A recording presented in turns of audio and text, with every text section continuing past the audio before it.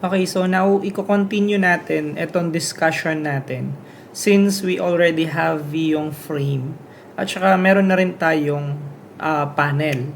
So, dito sa example natin ay ang gagawin naman natin is magkakaroon tayo ng grid. So, example ng grid ay nandito sa Google. Nag-search na ako and the simplest image na meron tayo is ito siya. So, ito yung example of grid. So, let's say for example, starting with this line, itong line na nasa border natin, yan yung panel natin. Okay? So, inside ng panel natin, we do have yung rows and columns na meron tayo. Okay? So, yan yung gagawin natin ngayon. So, before tayo mag-dive kasi sa game development, kailangan muna natin maintindihan yung rows and columns. Ngayon, para lang ma-remind tayo kung ano yung rows and columns, eto po yan. So, yung rows, papunta siya doon, ang column, papunta siya dito. So, kagaya nito, meron siyang grid, meron din siyang rows and columns. So, inside ng rows and columns natin, tinatawag po natin silang cell. So, ayan yung gagawin natin ngayon kasi vital part siya sa game development natin. Okay, so dito ngayon sa ating game panel, magmo-modify lang tayo ng code dito or mag-a-add tayo ng code. We will do also have yung mathematics na usually na ginagamit natin, multiplication, ganun. So we're going to dive also doon. So first, ano ba yung kailangan natin gawin? Since we're going to define yung rows and columns natin, basically tiles yung mga yon. So, kung papansinin nyo, yung mga box na yan, we call them cell. Pero of course, sa game development natin, we mostly call them cell, tawag dito, tile. Okay, yung mga tiles natin.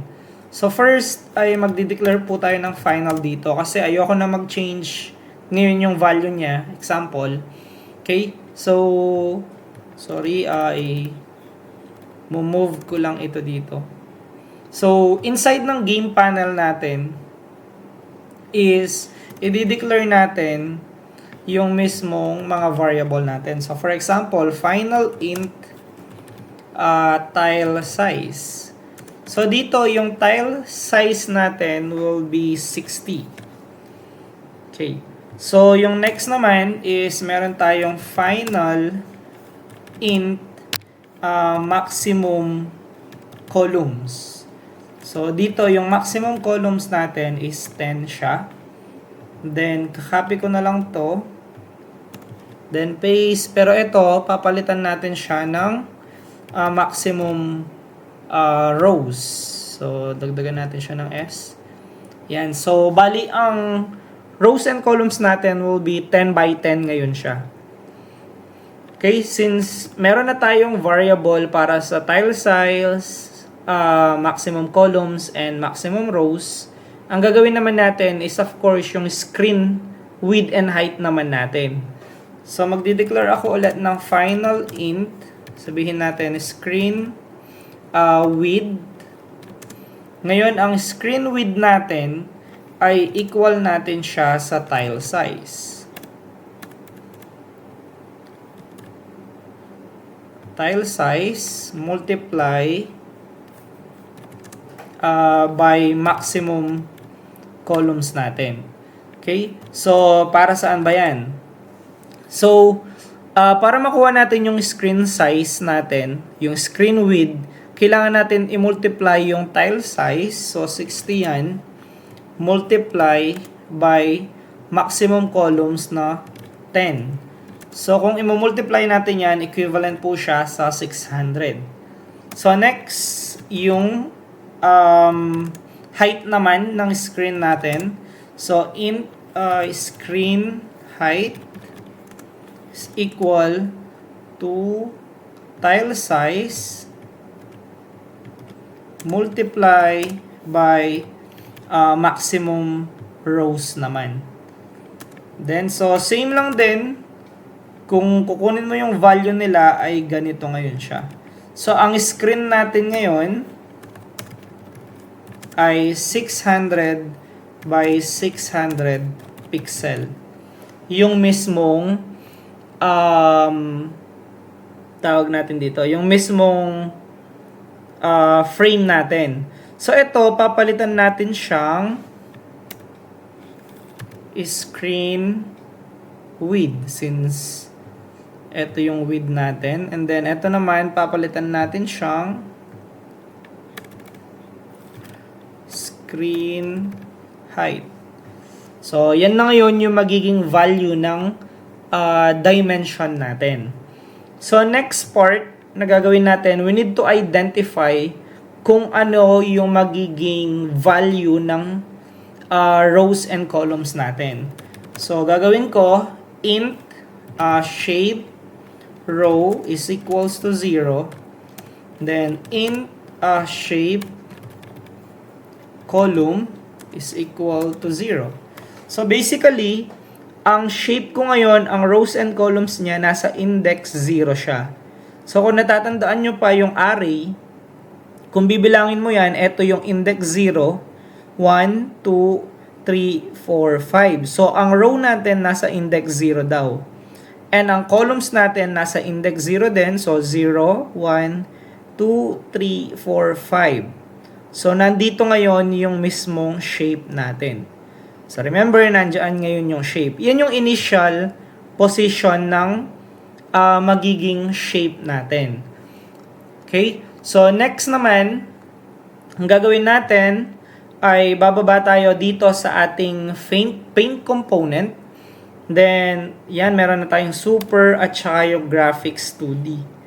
So ang gagawin ngayon natin is magdo-drawing na lang tayo ng mga lines. So, para makapag-drawing tayo ng lines, kagaya ng ginagawa natin, para makapag-draw ka ng 2D graphics, i-call mo yung G2 dot draw line. So, tatawagin natin yung draw line natin. Ngayon, sa magiging draw line natin, before that pala, identify muna natin kung anong color pala siya. So, G2 dot set color. Yan. So, ang magiging color natin, for example, that red. Yan. So, ngayon, ang line ng ating grid ay color red po siya.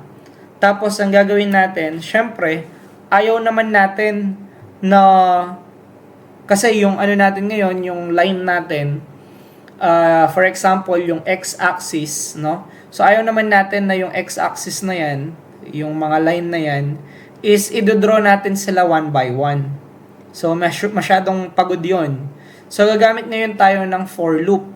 Para isang drawing lang, ma-affect na lahat doon sa mismong frame natin.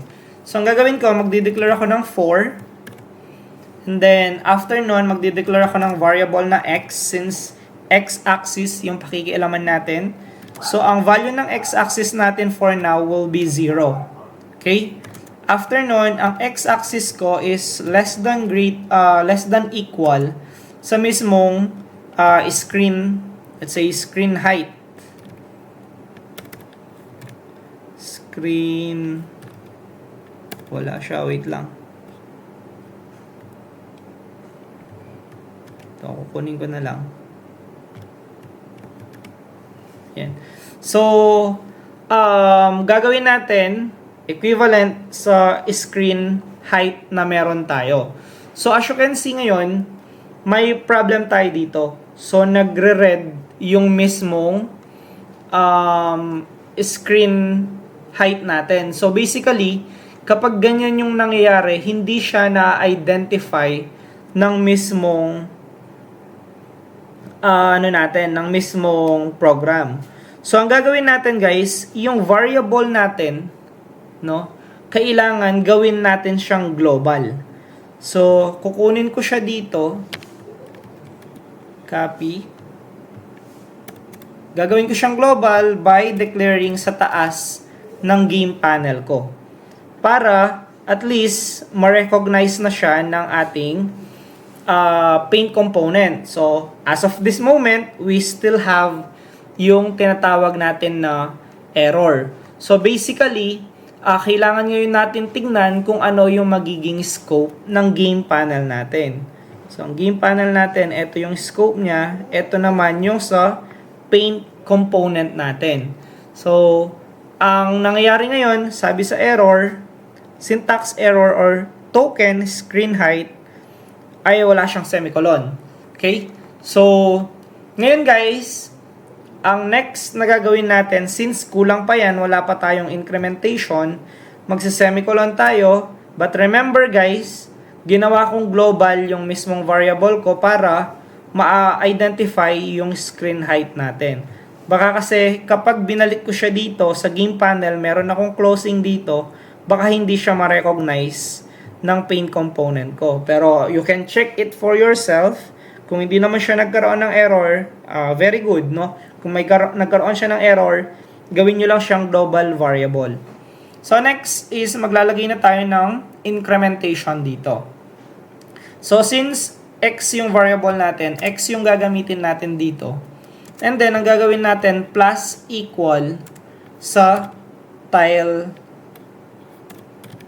size. So ang mangyayari dito guys is of course every incrementation mag-a-add tayo ng value sa mismong x natin. Let's say for example, wait lang, baka makalimutan ko, lalagyan ko na ng opening and closing. Let's say for example, ang x natin is equal siya sa 60. Okay? So since meron kang plus equal, ang mangyayari dito, plus, and then 60. Kasi incrementation, ang x value natin ay 60. So 60 plus 60, ang magiging tile size natin ngayon ay 120. So, yan yung purpose bakit meron tayong tile size dito sa baba. Of course, para mag-increment yung mga tiles natin. Okay. So, next, dito sa loob ng for loop natin, sa loob ng for loop, magdodrawing na tayo ng line na sinasabi natin. So, dito mapapansin nyo is meron tayong multiple values dito. So, i-delete nyo lang yan. Okay? Except, of course, sa x number 1 natin. So, gawin pala natin, since ang starting point natin ay 0 siya, okay? And then, ang starting, eto guys, x. Eto naman yung y. Okay? So, starting ng x natin, let's say x, tapos ang y natin ay 0, tapos x, tapos sabihin na natin na screen height. So, para saan ngayon yung part na ito? Pull out ko lang yung paint. Okay. Sa paint natin, mapapansin nyo dito, eto tayo So, etong first, meron kasi tayong x1 and y1. So, eto yung x1 nyo, eto yung y1 nyo. Okay, so paano ba yan? Ang x1 at saka y1 guys, yan yung tinatawag natin na starting point. No? So, basically, eto ngayon, si x1. Okay? So, kapag nag-drawing ka pa, ito naman, si y1.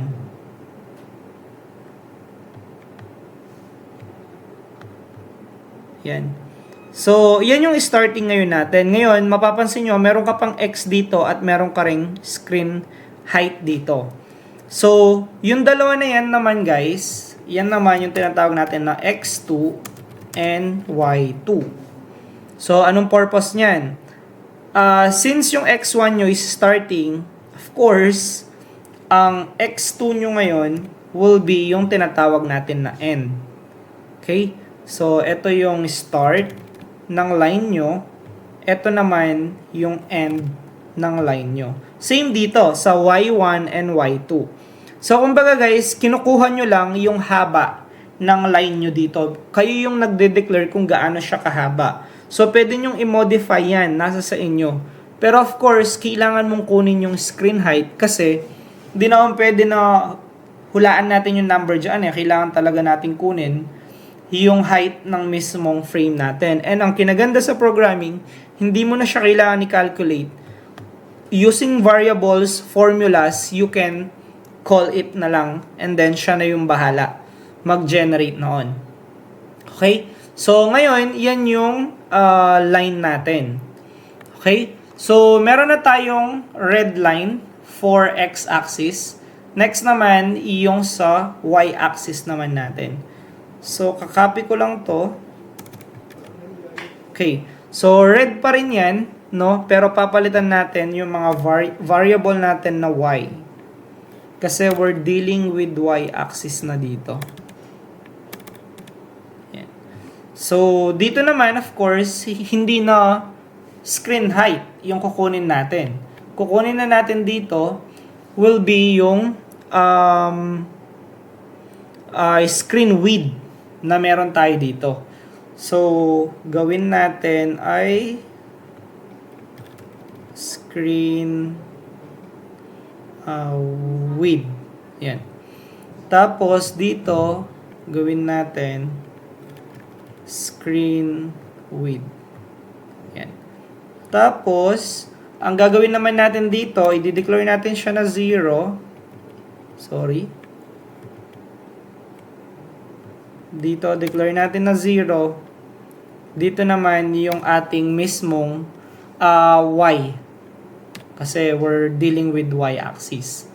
Then, dito naman pala, sorry, mali. Screen width. And then, ito na yung y-axis natin. Okay, so now we're drawing na ngayon yung mismong lines natin.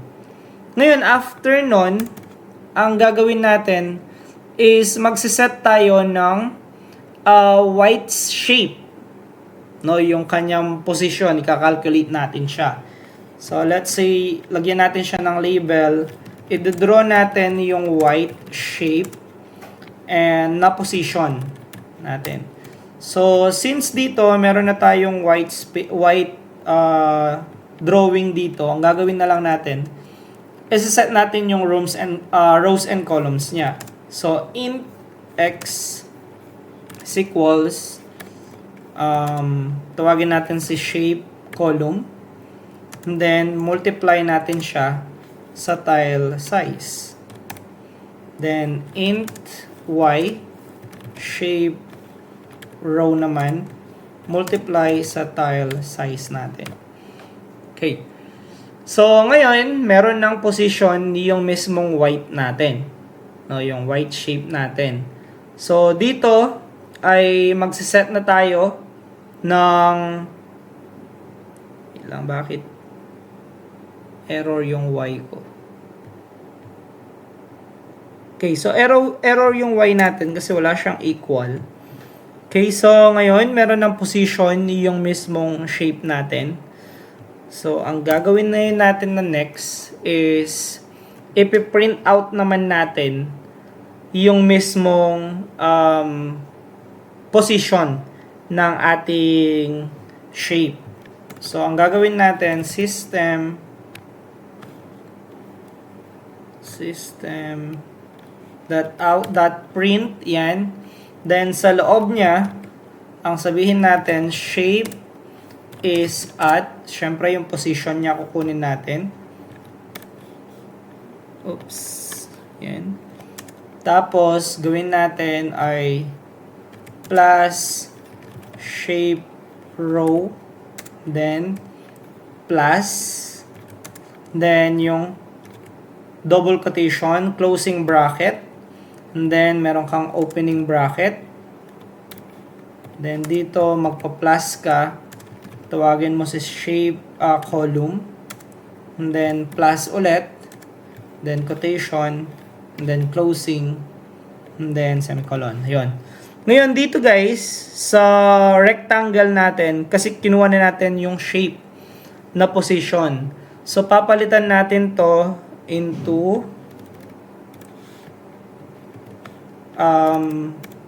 X position and Y position. Ito sila. Yan.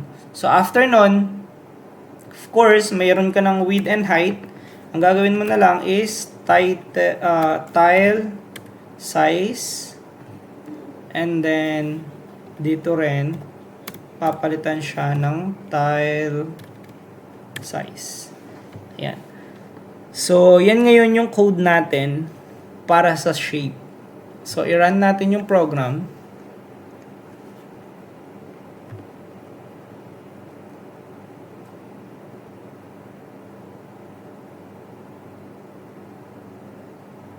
Yun. So, kung mapapansin nyo, tile position natin is 0, 0. Kayo yun siya. 0, 0. Palitan natin siyang, say, 3 and 2. 0, 1, 2, 3. So, 3, 0, 1, 2. Tama. So, yan siya.